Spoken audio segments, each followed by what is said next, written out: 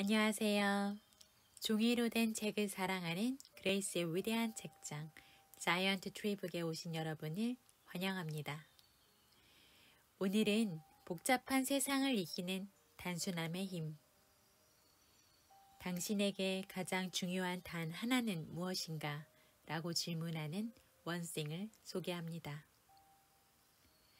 당신의 삶에서 가장 중요한 단 하나는 과연 무엇인가요? 저자 게리 켈러는 이렇게 독자에게 질문합니다.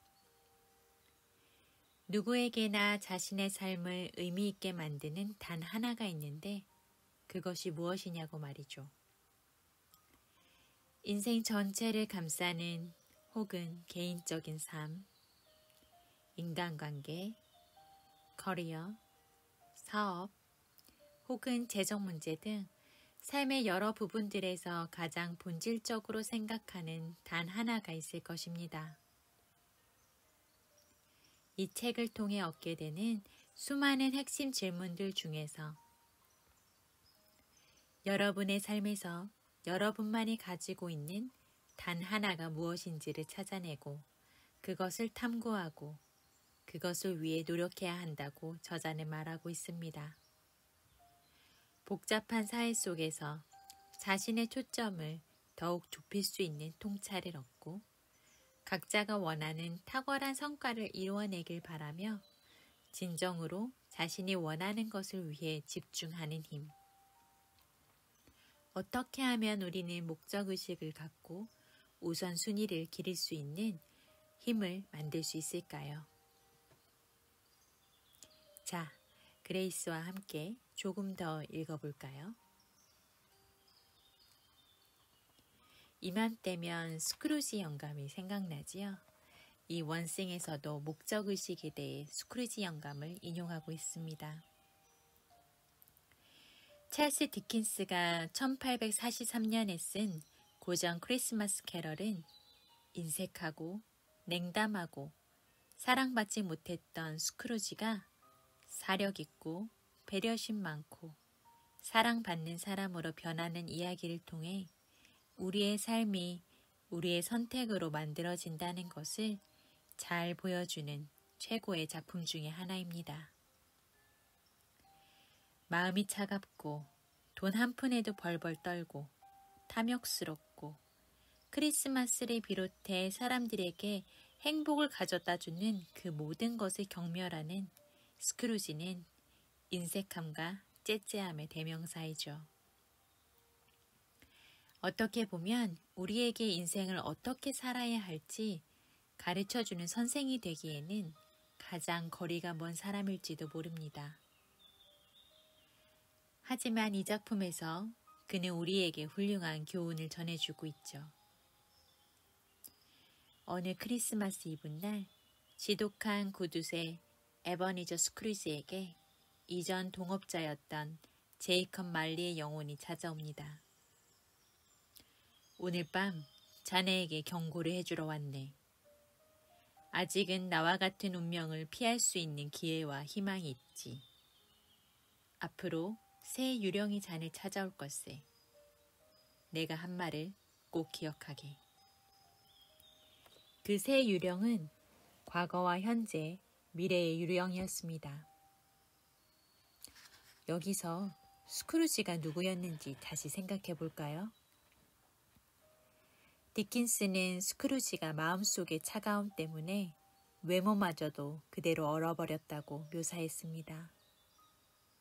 돈에 인색하고 언제나 자기 일에만 신경 쓰는 그는 돈을 최대한 적게 쓰고 최대한 많이 모으려 했습니다.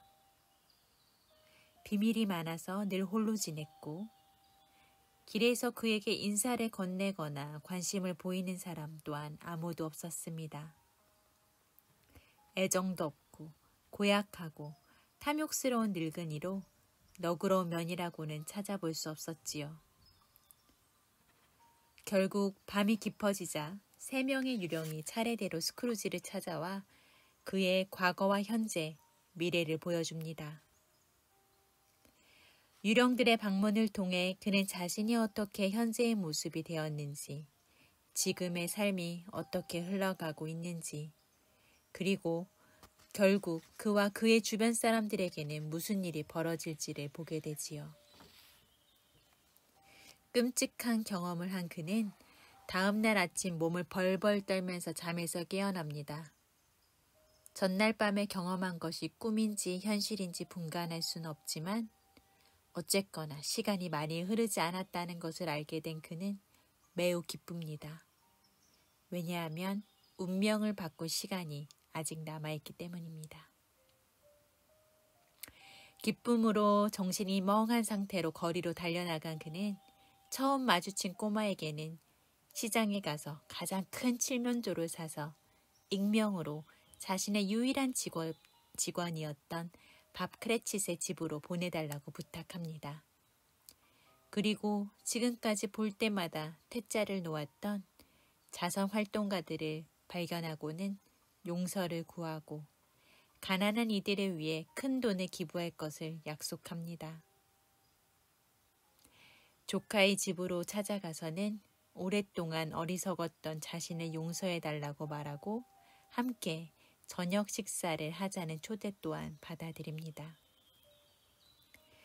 그의 진심 어린 축복의 말에 충격을 받은 조카 며느리와 이미 와 있던 다른 손님들은 자신들 앞에 앉은 사람이 스크루지라는 사실을 믿을 수가 없었습니다.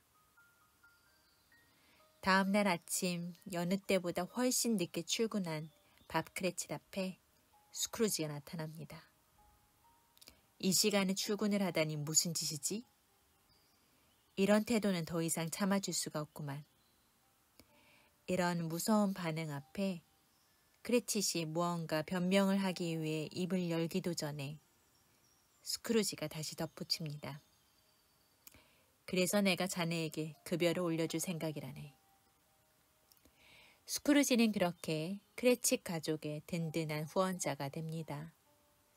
크레칫의 병약한 아들 타이니 팀에게는 의사를 찾아주고 제2의 아버지가 되어주기도 합니다. 그리고 다른 이들을 위해 시간과 돈을 아끼지 않으며 남은 여생을 보냅니다. 이 짧은 이야기를 통해 찰스 디킨스는 훌륭한 삶을 만드는 가장 간단한 공식을 보여줍니다.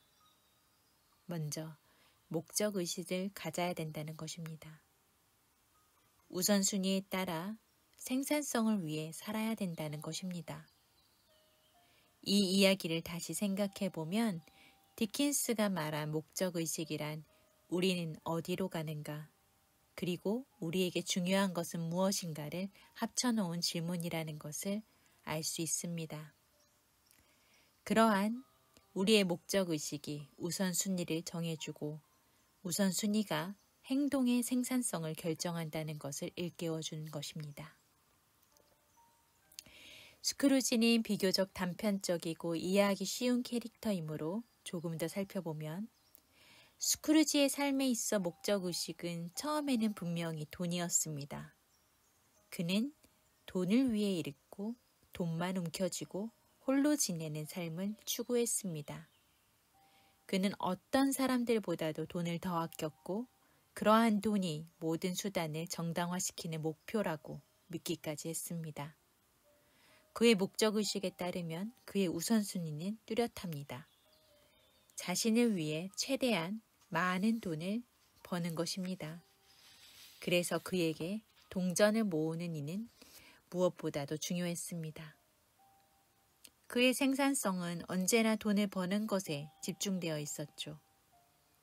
일과를 마치고 쉴 때면 돈을 셌습니다. 벌고 이익을 올리고 빌려주고 받고 정산하는 것. 그것들이 그의 하루를 채우는 활동들이었습니다. 그렇기에 그는 탐욕스러웠고 이기적이고 주변의 다른 사람들의 어려움에는 냉정했습니다. 이런 스크루지가 자신과 같은 운명을 맞게 될까 걱정한 동업자 제이컵 말리가 아니었다면 아마 여기가 이야기의 끝이었을 것입니다. 하지만 유령들이 찾아온 뒤 스크루지에게는 어떠한 일이 일어났습니까? 그의 삶의 목적의식이 바뀌었습니다. 그리고 그의 바뀐 목적의식은 다시 가장 중요한 그의 우선순위를 바꿔놓았고, 우선순위가 바뀌자 그가 생산성을 위해 집중하는 대상 또한 바꾸어 놓았습니다. 말리가 등장하면서 스크루지는 새로운 목적의식이 삶을 어떻게 혁신적으로 변화시키는지를 경험했습니다. 다행히도 이 책에서 말리는 스크루지가 직접 겪은 고통이나 어려움은 아니지만 우리의 삶에 있어서는 우리가 직면하게 되는 어떠한 문제, 고통, 그런 것들이 말리와 일맥상통하게 되겠죠. 그러한 위기가 찾아왔을 때 여러분들의 목적의식, 우선순위, 그리고 생산성을 위한 행동들은 바뀌어지게 될 것입니다. 사람들에게 삶에서 무엇을 원하냐고 물어보면 행복이라는 답을 가장 많이 들을 것입니다. 구체적인 답변은 매우 다양하겠지만 결국 우리가 가장 원하는 것은 행복일 것입니다. 그런데 행복은 우리가 가장 오해하기 쉽기도 한 것입니다. 동기가 무엇이든 우리가 살면서 하는 행동 대부분은 궁극적으로 우리 자신을 행복하게 만들기 위한 것이지만 행복은 우리가 생각하는 방식으로 늘 찾아오는 것은 아닐 수도 있습니다. 여기에서 저자는 이러한 얘기도 합니다. 행복은 만족을 느끼는 길에서 생겨난다 라고 하는 말이죠. 미국 심리학협회의 회장이었던 마틴 셀리그만 박사는 우리의 행복에는 5가지 요소가 있다고 이야기합니다. 긍정적인 감정, 그리고 기쁨, 성취, 인간관계, 참여와 의미라고 하는 것입니다. 재정적으로 부유한 사람이란 어떤 사람을 의미할까요?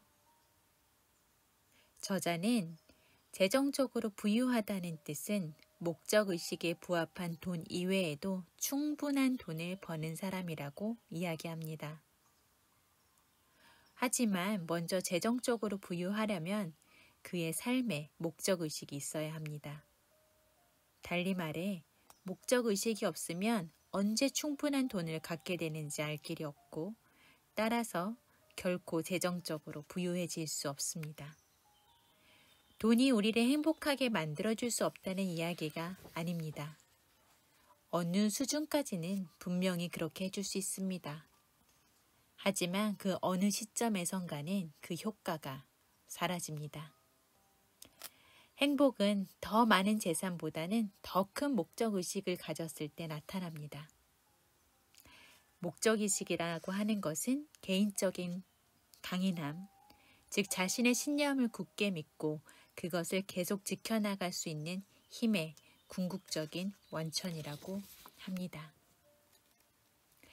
우리는 모두 행복해지고 싶어 하지만 무작정 행복을 추구한다고 행복이 나타나는 것은 아닙니다. 오래 지속되는 행복을 얻는 가장 확실한 길은 큰 목적의식을 갖고 매일 하는 그 행동에 의미를 부여하는 것입니다. 자신만의 큰 이유를 먼저 찾으시기 바랍니다. 내가 삶에 흥미를 갖는 이유, 그리고 지금 이 일을 하고 있는 이유.